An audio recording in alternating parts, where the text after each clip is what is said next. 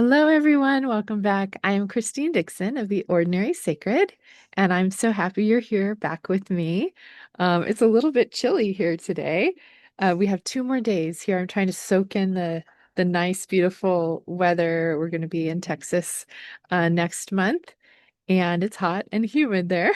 So, um, yeah, maybe you can enjoy some of the nice weather through the screen if it's not nice where you are. So today, what I wanted to do was talk about AI therapy, AI therapists. This has been kind of a hot topic recently. From what I understand, there's at least 3 states in the US that have banned AI therapy. I have a lot of opinions about that. Um, my parts that really value freedom and liberty want people to be able to make a choice about it and be their own authority, which you'll see as a theme in this video, but I'm going to share a little PowerPoint I made with you just to kind of go over. To me, I've experienced both, right? The um, in-person therapy and Zoom therapy, but with a real person, and AI therapy. The only AI therapy I have experienced, though, is based in internal family systems. So I will say that. But I'm going to go over the pros and cons of each because I think there are pros and cons of each one. And that's why I think the individual needs to be able to make the decision themselves. Someone was saying recently that they were opposed to AI therapy because most of it is based in CBT, cognitive behavioral therapy, and that's not helpful for people who've experienced trauma. And my response to that was, it sounds like you're opposed to CBT, not to AI therapy, because I've done several AI therapies using internal family systems, not CBT. And even though I do agree that a lot of CBT can do more harm than good for people who've experienced trauma, that doesn't mean that I want it to be outlawed, right? That I want it to be banned. I want people to have the choice to choose that or whatever therapy they would like. Okay, so I'm going to share my screen and I'm going to try to make myself a little bigger. You can see me. I might be covering the text. Traditional therapy versus AI therapy. My thoughts, and this is just my opinion, and it's based on my experience, which most of our opinions usually are. And so you may have had very different experiences than I have, and so if your opinions are different, I totally respect that. I know each of us do have different experiences, and that's why um, my value is really for freedom of choice for each person to choose what they would like or not like and allow other people to be different. Okay. So first, let me go over some pros and cons of traditional therapy in my experience. And as I share this, you're welcome to share in the comments if you have other things that you think of that are pros or cons. So first of all, and again, it looks like, oh, the pros are smaller than the cons here, but different things, whenever I do a pro and con list, different elements weigh more, right? So again, it's just up to the individual. But one of the pros, obviously, is human connection, that you're actually connecting with a person who's had a lived experience in a flesh body, right? There's no uh, a- substitute for that, right? So the human connection, I think, is the greatest pro for traditional therapy with a human. And then the therapist or coach or whoever's working with you, the training and experience that they've had, right? They can lend their trauma training or different tools they've learned and experienced themselves they can use. So that's a pro. And again, there's nothing like the actual empathy, genuine empathy of another person who has experienced what you have experienced. Also, traditional therapy for many people can be covered by insurance so that it's not so expensive. That can be a pro. So, on the converse, the con to the human connection is also the humanness, is the fact that if when the therapist is not self-led, the protective parts can cause harm in another person. This is true of any and all therapists, whether they're IFS therapists or not. To me, the number one ingredient that makes person-to-person therapy helpful is self-leadership, is the fact that the person, the therapist or coach or practitioner, has done their own work and has met their own inner system and is able to show up in a non-activated way with their client. And that's not always guaranteed. And it doesn't matter what the person, like I said, was trained in. It just matters in that moment if their system's activated and they're able to meet their own parts and be self-led with the client or not. And of course, that's not guaranteed. Um, there can be judgment or perceived judgment, right? The client can perceive judgment in another human, in their face and their reactions, and parts can come in to protect and shut down or to deflect or distract or lash out at the therapist, right? Or maybe inner critics come in. This was a big one for me after a therapy session, thinking, oh my gosh, I just have a vulnerability hangover. I just shared all these things with this human. They're probably judging me. And then my inner critics would beat me up for it after a session. So again, it's not necessarily the therapist's fault. It can just be that the client as a human has experienced other humans as being judgmental, rejecting, abandoning. And so that another human in front of them, just by the sake that they're human, is activating. Another con is that a traditional human cannot be there for us 24/7, whether it's our partner or a friend or a therapist or a coach. They just cannot be there 24/7. So sometimes what happens with clients is they get activated in the moment and they're like, I have to wait. I have to hold this until I can meet with my therapist next week or, something like that till I have my appointment. And that can feel stunting or frustrating, right? Um, and this is kind of like one of the basically the protective parts coming in, but a therapist can have very agenda-driven parts, which might be based on their training, right? This is what I'm supposed to do, rather than being self-led and being present in the moment. Um, and so this is just a possibility. Their therapist parts, they put on their therapist hat, which doesn't allow them to necessarily be objective and be present and in self. And it can be very expensive, especially if someone doesn't have insurance. So the biggest takeaway from this for me is that the client in a traditional therapy setting, the client must be their own authority and their primary caregiver. And this you're going to see this as I'm going to say this over and over again, because again, when I say that a client is their own primary caregiver and their own authority, it doesn't mean that they don't benefit from relationship and from secure attachment to other people and from warm interaction and self-led people. Other people are very valuable secondary caregivers. But the reason why we can't make another person our primary caregiver is because of kind of all these reasons on the con list, because another person is human. They will be blended with protective parts at times, right? Can't expect them to be perfect and have unreasonable expectation for them. They can't be available to us 24/7. They need to be their own primary caregiver and give from overflow to us, right? So if and when a therapist does activate our parts, whether the therapist wasn't self-led or it's just our parts got activated by something that the therapist said or did or didn't say or didn't do, it's still our responsibility to come back and meet with the parts that got activated, and our own self can do that. So what I really want to do is to empower people to say, yes, go to experts, get information, um, benefit from the self-leadership of other people and that connection, but always understand that you are your own authority. And so you can, an expert might say this is good for 85% of people, but you're actually in the 15%. So you need to observe how it affects your system and make a decision from that.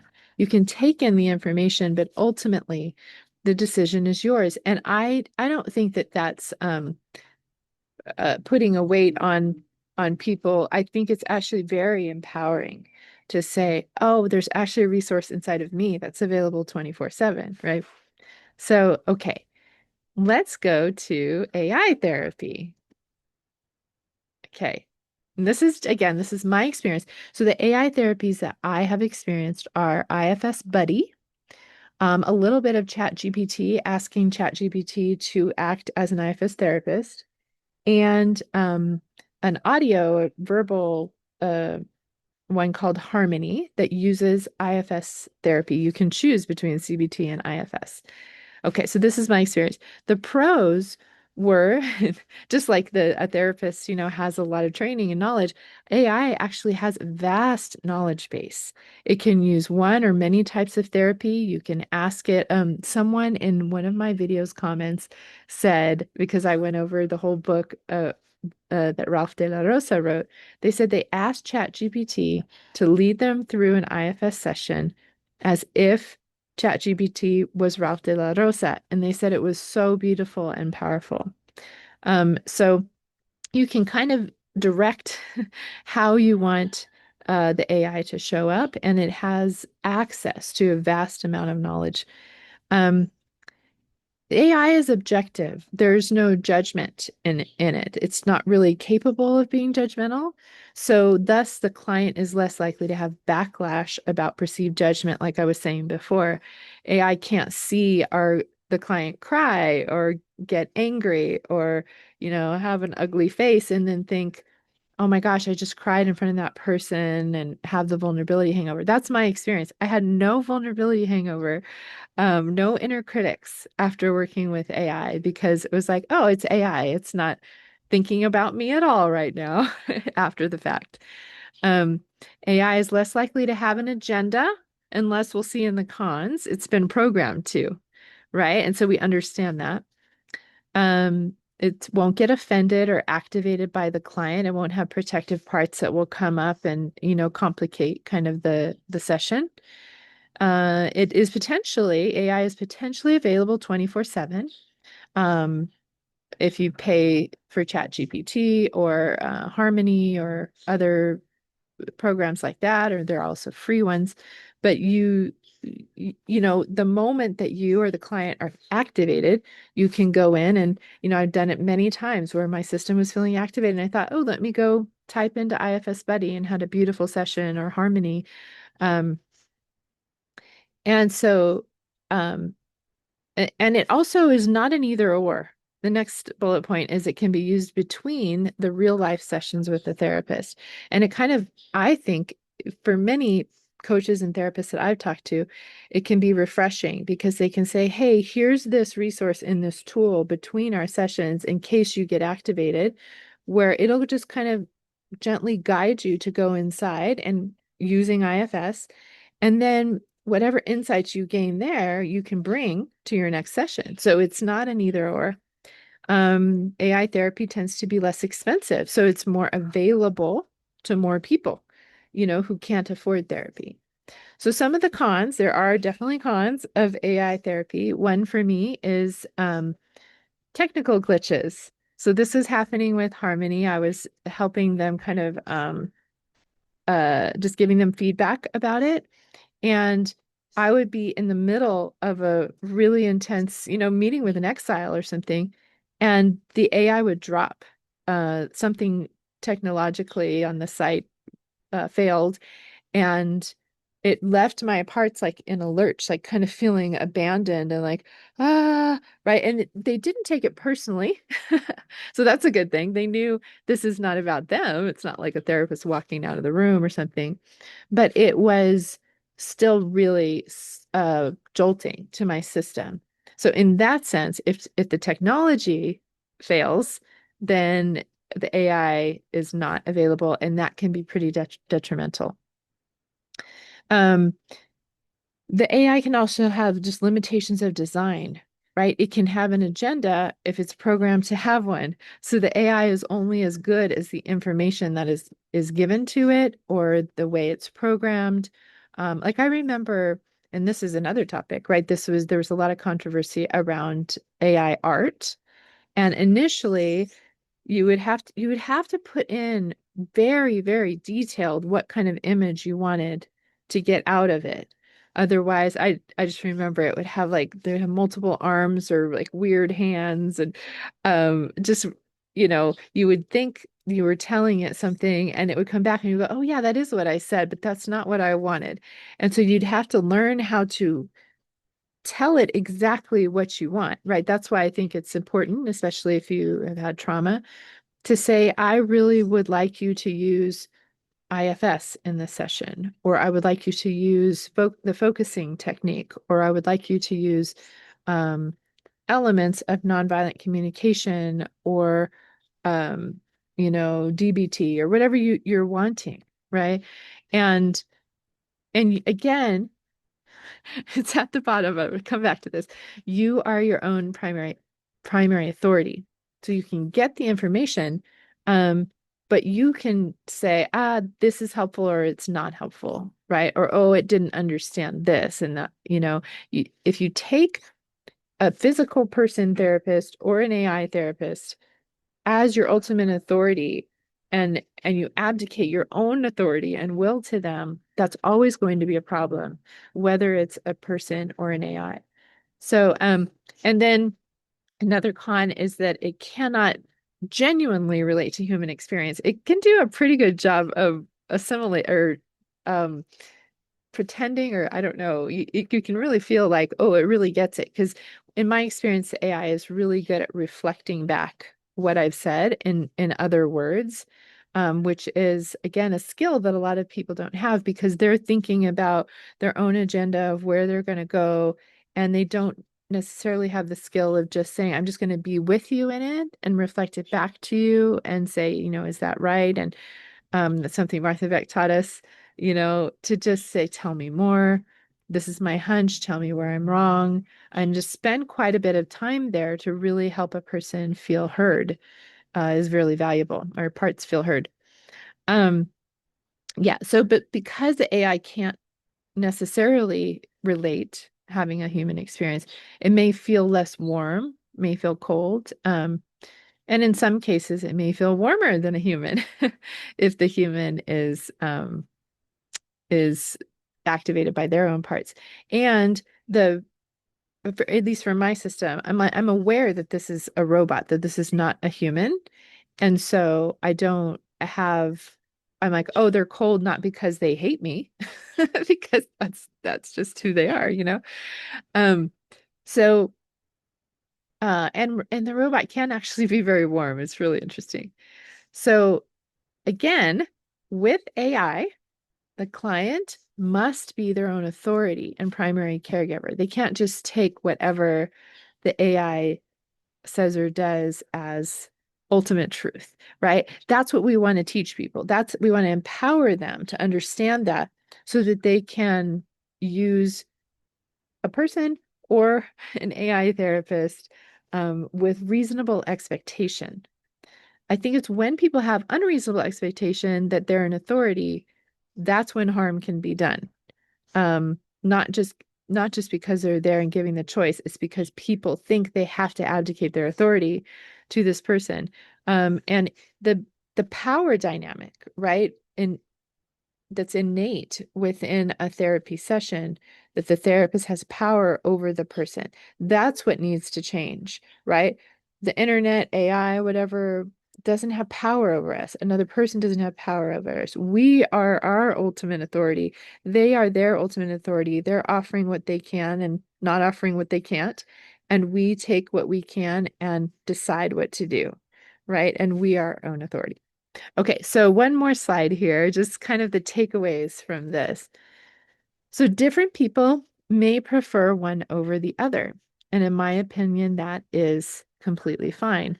I can't see it, depending on their temperament, their needs, their financial resources, their fears, etc. Some people are very afraid of AI because they're afraid that their business is going to be recorded and spread somehow or used against them. So if you're concerned about privacy in that way, don't use AI. You don't have to. That's okay. You can make that choice. Um, some people are not concerned about that and they don't have the financial resources to be able to afford a therapist or a coach. And AI is a really valuable tool for them. Um, some people are maybe extroverted or really, really like to be around humans. Other people are more introverted or more um, comfortable, right? Their parts are less activated by uh, a tool, a resource that's not an actual human. And so, again, there's no right or wrong. There's no good or bad here. It's just what is. And some people may benefit from both. It's not an either or, right? We can see a therapist or a coach once a week or once every other week, and then also have access to an AI tool that we've found helpful. And if we don't find it helpful, then we don't use it. Okay, so ultimately, both AI and real life therapists are subject to flaws. Neither can be taken as a 100% infallible source. Thus, whether we go to a traditional therapist or we access an AI therapist, we still need to be our own authority, checking information, not blindly trusting, and checking inside with our own body compass about everything, every step of the way. And it's empowering to know that we can do that, that we can take in anything. We can be open to anything. We can test and approve it. We can experiment with it. And then we can decide, yes, that's helpful. No, it's not. Maybe today it's helpful. Tomorrow it's not. And the next day it is. In each moment, we can test and approve things with our experience and our body compass. Okay. The next one says, uh, did I already say that? Yes. Um, I think I did. The greatest thing is to encourage everyone to be their own authority, have a healthy amount of skepticism for both therapists and AI, and not have unreasonable expectations for them.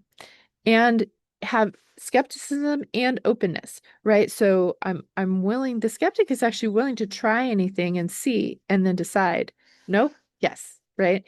And it makes me think real quick. I should have made these bullet points come up as as I say them, so they're not so distracting. Oh well. Um, but nobody's perfect. I was going to say that, there's a lot of discussion in IFS Institute. A lot of my belief is fear around people who are not officially trained in IFS causing harm and backlash in a person system, going to exiles too soon without protectors' permission, and then there being backlash ultimately of people dying by suicide. And that has happened. And so there's fears around that. But my take on that is if you forbid people, because I wonder if that's a fear also with AI. If they think, oh, they're going to lead them astray or cause some kind of harm for people, and then they're going to die by suicide, and then the AI is going to be responsible, essentially. But I am absolutely positive that with traditional therapy, that also happens with every kind of therapy. And I'm not saying that therapists and practitioners don't have responsibility to, ultimately, to me, is to be self-led in a session. But we cannot take 100% responsibility for the choices and decisions that our clients' systems or parts make, right?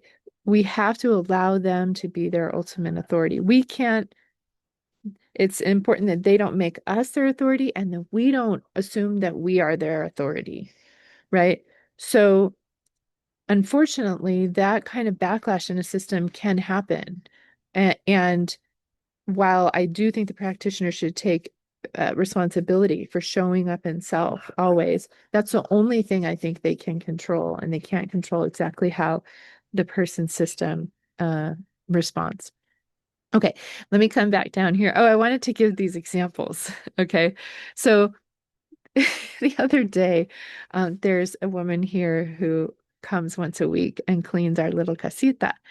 And so I was wanted to message her and say, when can you come? And my Spanish is pretty good, but I often will put things into Google Translate because I have a perfectionist part that doesn't want to be criticized and judged and to make a mistake. So I want to make sure that it's perfect, right? So I write in the English part, when can you come clean tomorrow?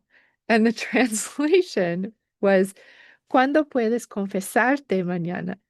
So come clean, right? In English, to come clean is to confess. And so the Google Translate, this AI, translated it as when can you come clean? So, or when can you confess tomorrow? And so I know enough Spanish to know that that is not what I meant. And I thought it was so funny, but I can't just rely on Google Translate to 100% translate correctly for me. I've got to learn and I've got to understand and understand that there are limitations to it, right? And so I wouldn't say, oh, I need to ban Google Translate or I need to never use Google Translate again. I'm my own authority and I can look at that and say, even if I didn't know much Spanish, right? It's a cognate, confess, right? I could say, oh, I don't think this is what I want to say. Or even if I sent it to the person and they're like, what are you talking about? And it would just be kind of a funny thing. But yeah, there's been lots of funny little translations from Google Translate because it is fallible, right? And I understand that. Another example is when I was using Harmony that time and in the middle of a session with the sensitive part, the site crashed. And then I would try to get back on, it would crash again. I would try to get back on, it would crash again. And my system was like, it felt abandoned or, in the middle of something. But I knew that myself had to take over from there. And so I got out my journal and I listened to the parts that were there and I was with them. And I gained incredible insight from that session, that basically Harmony started, but then myself finished. So again, the same thing could happen in a traditional session where you're in the middle of something, but the therapist has a time limit, right? Has another client, and they say, I'm so sorry, your time is up, right? And your system can feel stunted, abandoned. So if you think that the therapist is the only way for your system to have relief, that's going to be really, really painful, right? Or if the AI is your authority and that's the only way for you to have relief, it's gonna be a problem. But if you know, oh, I can try to come inside and do this myself, or if you don't feel comfortable doing that, maybe there's a friend you can call, or you have kind of some backup plans, right? Or maybe honestly, the time is up in a traditional session and your system feels stunted. And so you immediately go to IFS Buddy to try to finish, right? And you can have multiple options there. Um, okay, so then the final point here is when we give ultimate authority to anyone or anything, whether a person or AI, that is when we have problems. Like I've been saying, they can give us helpful information and support, and it's very valuable. But we always need to come back to our self, capital S self, capital L love, and take ownership of our own decisions. And this is empowering. A lot of people say, oh, you're blaming the victim, you're trying to make them responsible. No, they're not responsible. We're not responsible for the harm that's done to us by other people, but we are responsible for how we handle it and what we do in our own system with it. Right. And that's actually very empowering because we don't have to just be at the mercy, at the will of other people and if they're available to us and how they treat us at any moment. We can say, I'm going to stop sharing. What my self says to me very frequently is when my parts have fears, right? And they say, I'm afraid that this person's going to reject me, they're going to abandon me. Myself doesn't say, oh, no, no, they won't do that. Myself says, even if that happens, because it's possible, if it happens, I will be here for you and I will never abandon you. I will never leave you. I will always be available to you. And again, if it's semantics. To me, it's an experience, right? So if your idea of God is unconditionally loving and lives inside of you, then you can use that term. If your idea of God has any ounce of judgment or criticism or potential abandonment or whatever, don't use that word. But if what that's why I will call it capital L love or divine love, but it is in me, it is around me, it is who my light being, who I truly am, and it is everywhere in the universe. And I can connect to that in another person, self to self, love to love, or my parts can interact with other people's parts. Um, and that's okay too, right? But there is this resource available all the time. And while another person, any other person, or an AI can be a tool that is supportive and helpful and can offer really good things, they ultimately can't be the unconditionally loving, always available source that is capital S self, capital L love. And so learning how to connect to that, I think and they can be a bridge to that, right? Really valuable bridge to that. So I'm not saying that there's no value or worth in that, but there can be inevitable problems, especially when the perception by the therapist, coach, practitioner, or AI, um, and the client is that the practitioner is an authority or higher than the client.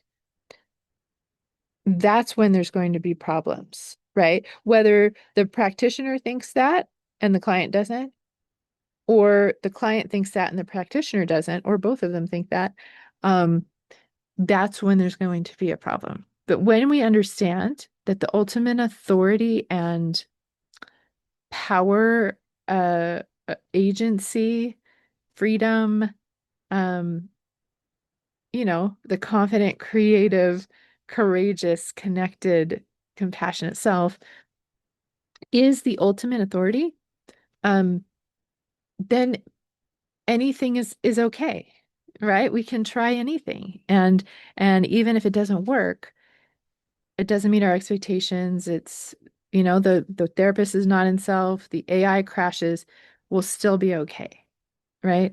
And so we can choose to use those tools if and when we want to, and not if we don't want to. Okay, so that's my opinion about this topic. Um, there was a part of me when I saw that so many states were banning AI therapy.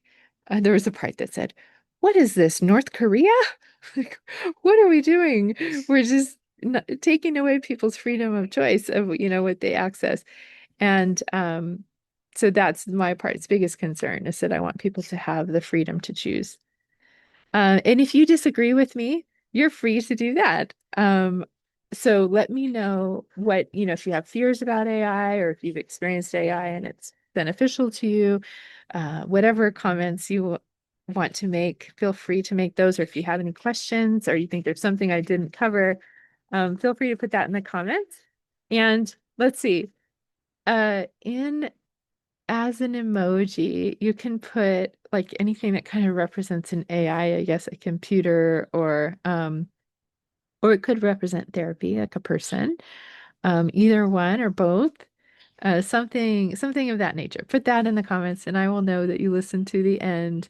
And thanks for listening to my thoughts and just being in this discussion because I think it's a very interesting one. All right, I'll see you next time.